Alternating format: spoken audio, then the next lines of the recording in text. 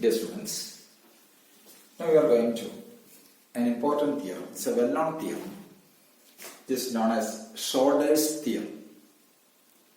So the theorem states that if x and y are any two normed spaces, x and y are any two normed spaces, f fall in BLX1.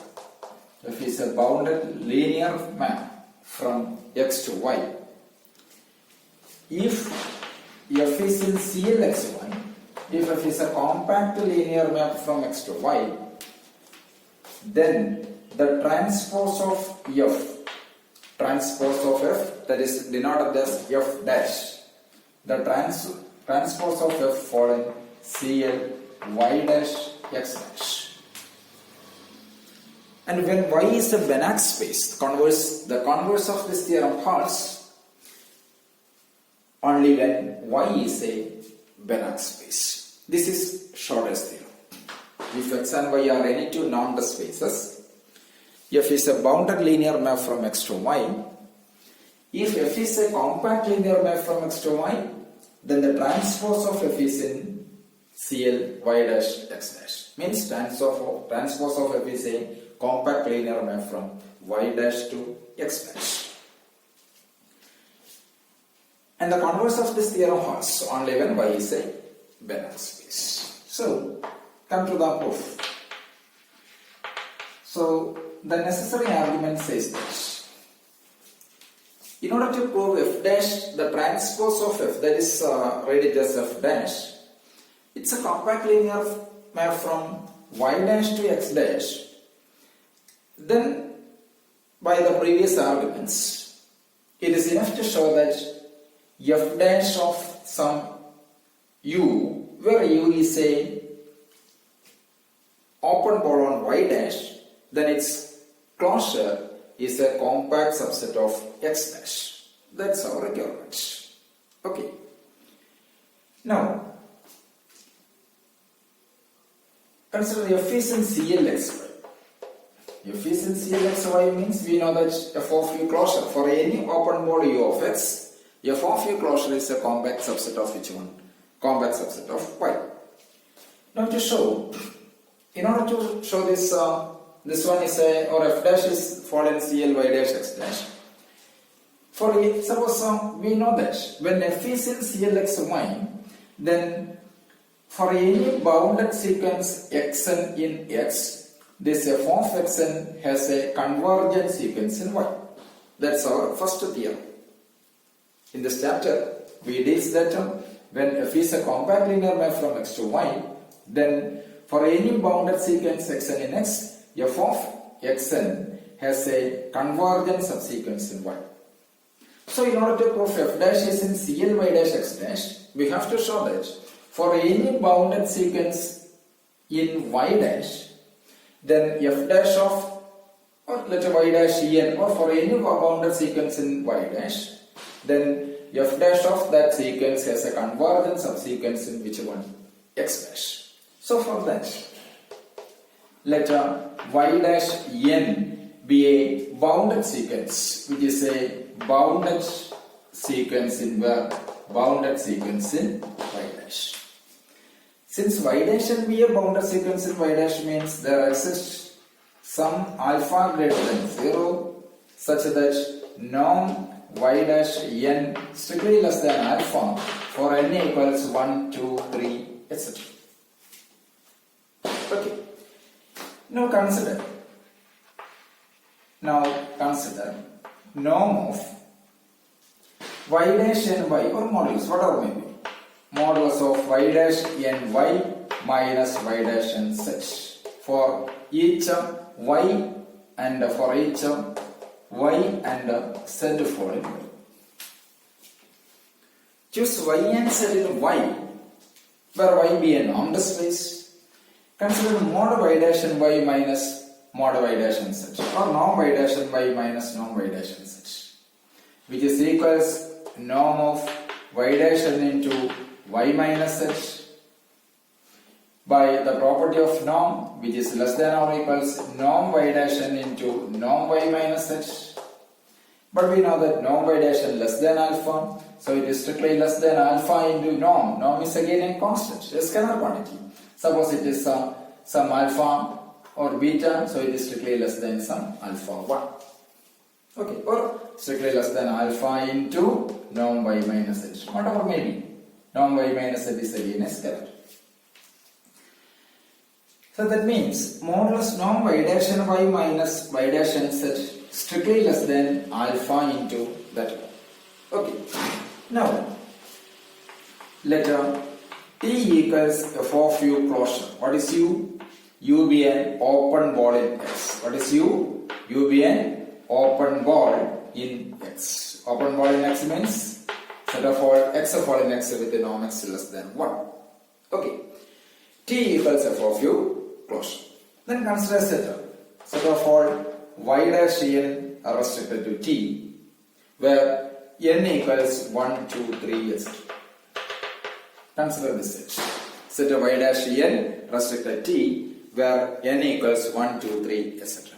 So, modulus of y dash n y minus y dash n z strictly less than some alpha, or some, it is some delta, whatever may be, alpha into y minus z is some beta.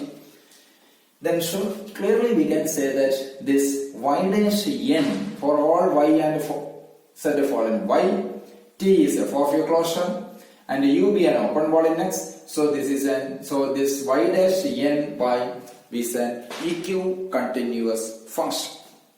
According by definition, what is an EQ continuous function? If s1 and s2 for less than delta, then modulus of yn s1 minus yn s2 less than epsilon, then sequence yn is EQ continuous.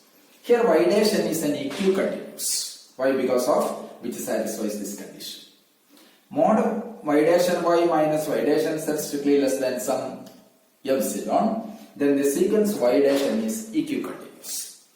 But we know that the EQ continuous, so it is an EQ continuous function y dash n restricted to T, where n equals 1, 2, 3, etc. is the set of all uniformly bounded EQ continuous function on the compact metric space T. This is compact. Why?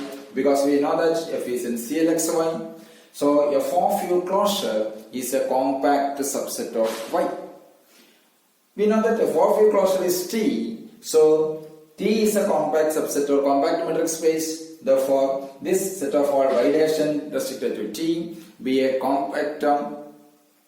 This set is a uniformly bounded EQ continuous function on the compact metric space T itself. Okay, so we know that that's the sequence y dash n are restricted to T. The sequence y dash n restricted to T has a uniformly convergent subsequence. It has a uniformly convergent subsequence. That is because of a well-known stated theorem. Okay, every EQ continuous sequence has a convergent subsequence. So y dash n restricted to T has a uniformly convergent subsequence. Uniformly convergent subsequence. Let it be z dash j restricted to T. Okay. So z dash j, then y dash n restricted to T has a uniformly convergent subsequence z dash j restricted to T on this compact metric space T itself. Now consider norm f dash z dash j or norm f dash z dash I minus f dash z dash j. Consider this one.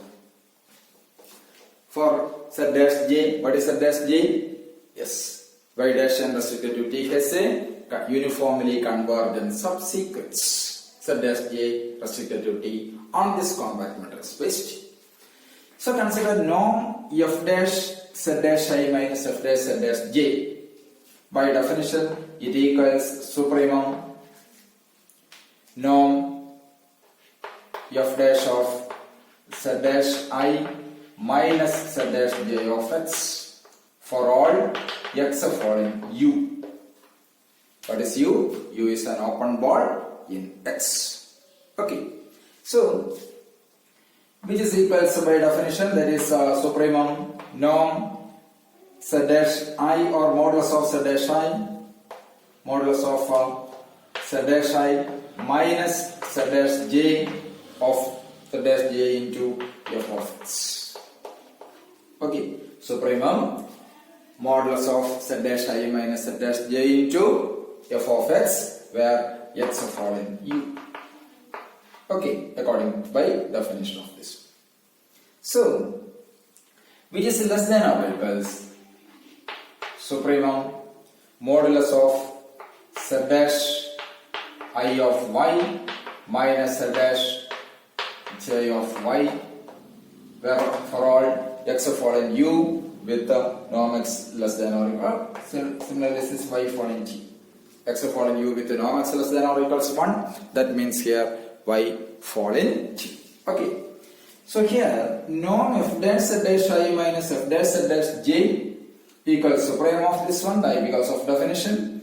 That equals supremum of mod z dash I minus z dash j of f of x.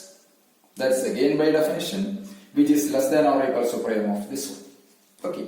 That means this z dash, what is y dash n restricted to t? That's it has a convergent subsequence of z dash j restricted to t. So here clearly this f dash of y dash n sequence f dash y dash n according to this argument. This should be converges. That means f dash y dash n has a convergent subsequence in where? In y dash. But we know that f is in CLXY only when any bounded sequence xn in x has a convergent, then f of xn has a convergent subsequence in y. So in the light of that argument, here we choose y dash and be a bounded sequence in y dash, and here we see that sequence f dash y dash and has a convergent sequence in y dash. So by that argument, surely this f dash is a compact linear map from whatever y dash to x dash. Okay, so that is the necessary part of this argument. Enough.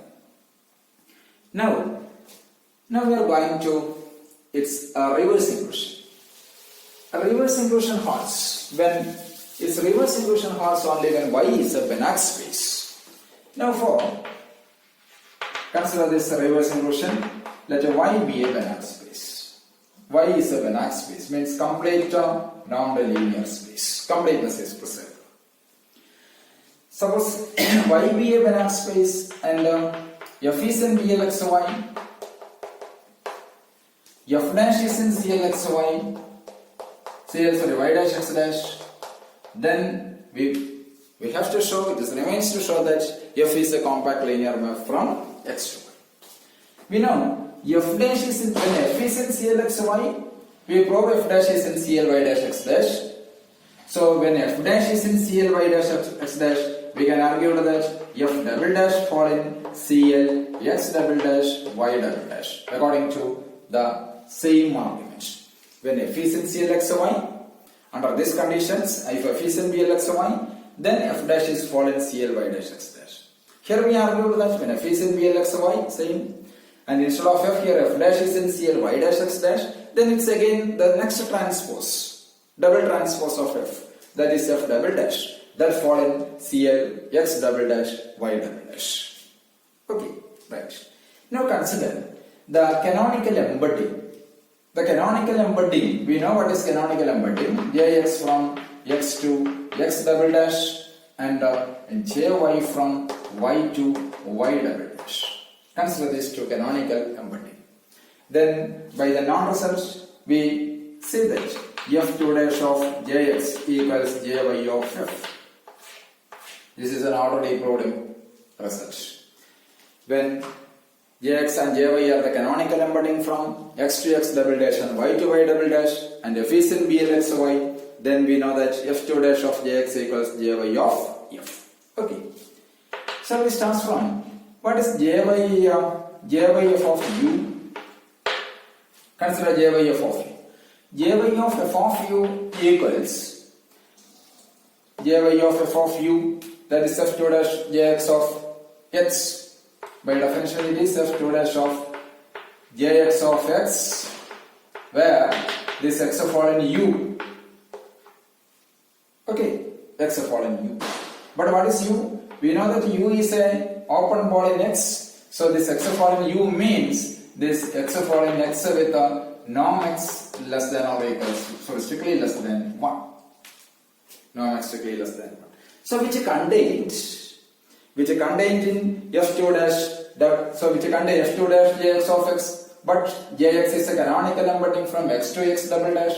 So this set contained in set of all f2 dash of x double dash, where x double dash fall in double x double dash with a norm x double dash strictly less than 1. Surely this set, why? Because this jx is a canonical embedding, so by the definition and non-result, this set should contain this set f2 dash x double dash, where x double dash fall in double x double dash with the norm x double dash strictly less than 1. But we know f double dash. What is f double dash? F double dash is a compact linear map from where to where, x double dash to y double dash. Since f2 dash is a compact linear map, then this set f2 dash is a compact linear map. Therefore, the set f2 dash x double dash of this one be totally bounded. Why? Because of the compactness of f double dash. Okay. This being totally bounded means jy of f of u is a totally bounded. Why? Because this is nothing but this one. So jy of f of u is totally bounded, which is totally bounded. Jy of f of u is a totally bounded subset of which one? Of y double dash. Jy of f of u is a totally bounded subset of y double dash. That means, what is jy? Jy is a canonical embedding from y to y double dash, and jy of f of u is a totally bounded subset of y double dash. That means f of u be a totally bounded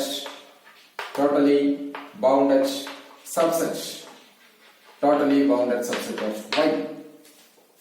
F of u be a totally bounded subset of y.